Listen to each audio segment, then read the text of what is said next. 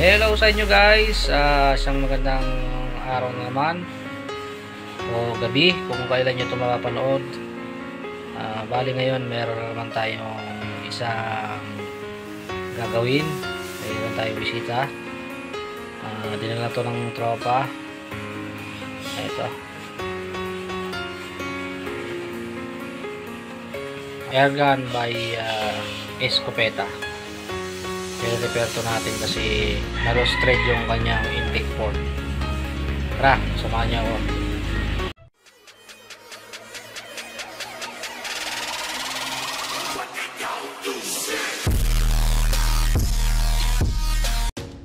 Ayan nga guys, umpisahan na natin tong ayusin.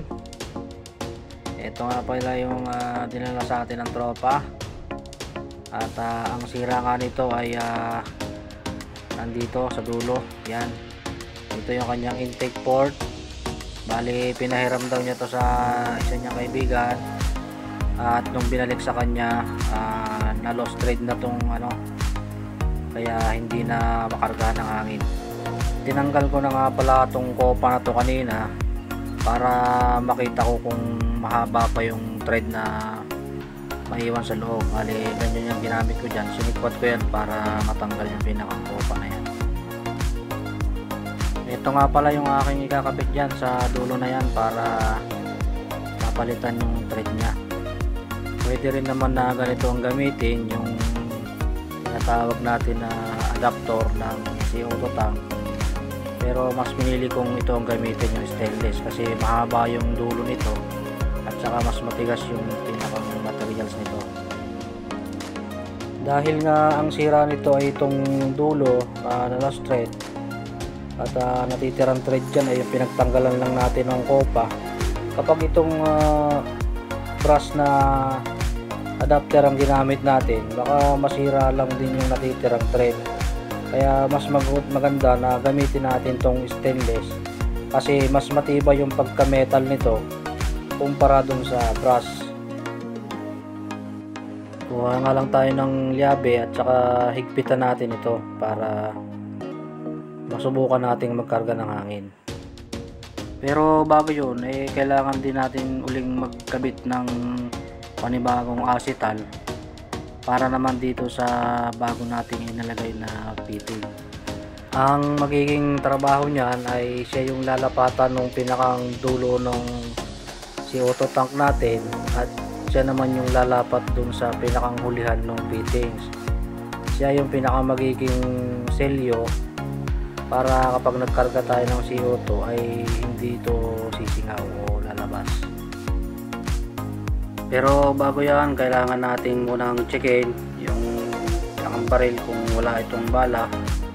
Mamit lang ako dito nung malaking nylon, yan din yung ginagamit ko minsan sa pagbabala ng tiksay, at sinundot ko tong kanyang pinakang baril.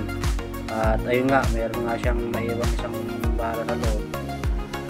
Kaya maganda yung kine-check natin yan, baka mamaya mag-testing tayo at makadisgrasya pa tayo.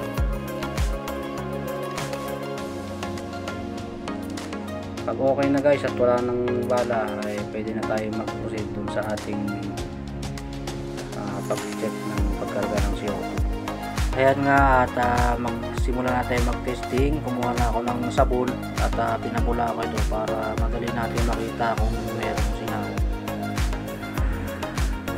Ayun, kita nyo mayroong bumubula dito sa may malapit sa pin.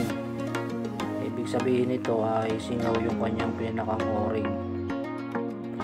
Check na rin natin yung mga kinabit nating fittings kung wala bang singaw. Ay ayun, meron din.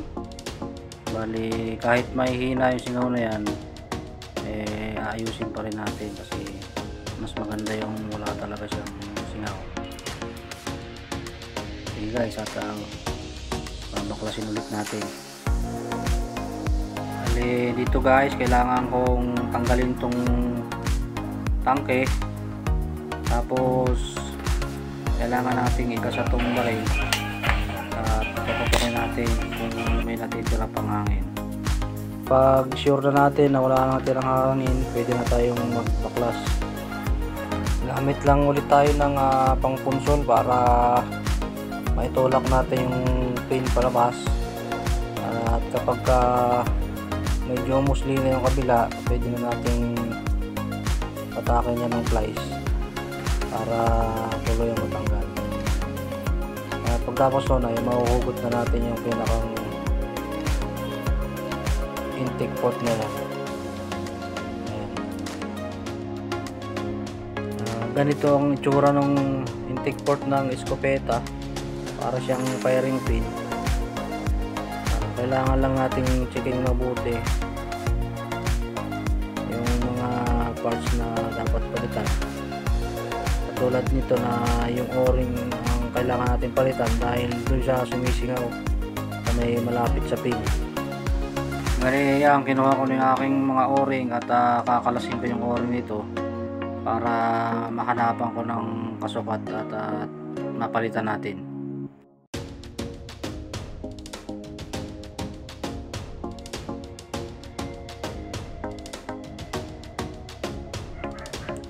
Hanap nga lang tayo ng kasukat niyan at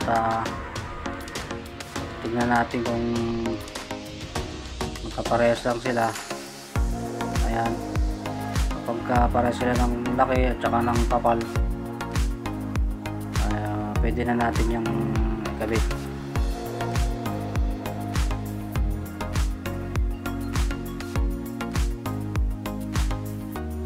Kailangan din natin itong subukan mismo dun sa ating paglalagyan.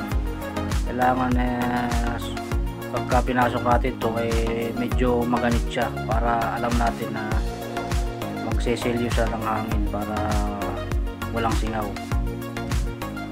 Pag okay na tayo dun sa o-ring, ito naman ang chichikin natin, yung pinakang nilalapatan ng pinakang seal nya at saka yung pinakang valve nya mismo, para pag kinabit natin sure ball tayo na hindi magkakaroon ng singaw yung intake port nya.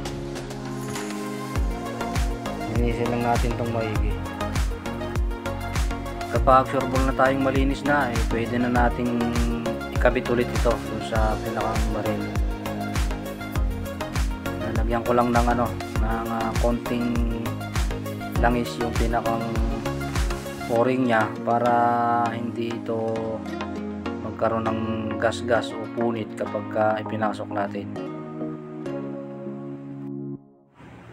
Maingat nga lang natin na ipasok dun sa kanyang lalagyan at pagtapatin natin yung mga butas nya, at pagka yan magkakatapat na pwede na nating ibalik yung pinakang pin para makapag-proceed na tayo sa susunod nating gagawin. Dahil nga may counting singaw pa rito sa kinabit nating stainless na fittings, ay muli ko itong babaklasin. Kumuha ko ng teflon tape at lalagyan ko ng teflon yung pinakang thread nito. Pwede na yung teflon tape sa ganyan kasi naka-fix naman yan. Kapag naikabit na natin yan ay hindi na natin kalasin pa yan. Kapag okay na yung dami ng teflon tape ay iti-thread na natin yan dun sa pinakang intake port. Gagamit lang tayo ng llave para mas mahigpitan natin ng gusto at maiwasan natin yung pagkakaroon ng leak. Dito nga guys, nagpalit na rin ako nung pinakang acetal nya kasi nga meron siyang mahina ring singaw kanina. Pinalitan ko siya ng mas mahaba at magtetest ulit tayo ng magkarga ng CO2.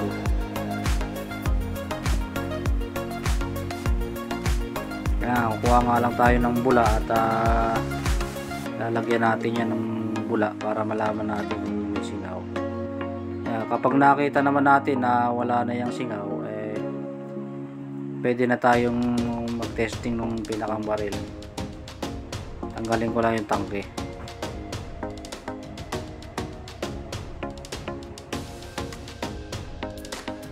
At yan na guys, andito ako sa labas ng bahay. Yun, ayos. Magandang putok. Isa pa.